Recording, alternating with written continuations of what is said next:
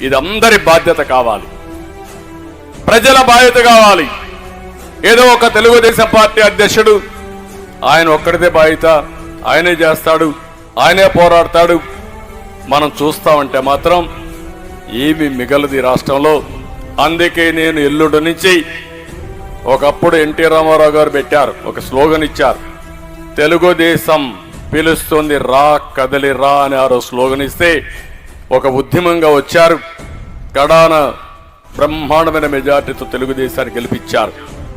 ఈ రాష్ట్రాన్ని కాపాడుకోవడానికి రా కదలిరా అనే స్లోగన్ పెట్టుకుని రాబోయే రోజుల్లో ఏం చేయబోతానో చెప్పడానికి మీ దగ్గరికి వస్తున్నా. 25 పార్లమెంట్లో 25 మీటింగ్లు పెట్టి ప్రజా చైతన్యం తీసుకొచ్చి ప్రజల్లో సమైక్యం చేసి అందరినీ కూడా మళ్ళీ ముందుకు నడిపించడం కోసం, ఎందుకు ఈ పని చేస్తున్నారో కూడా చెప్పడం కోసం వస్తున్నా.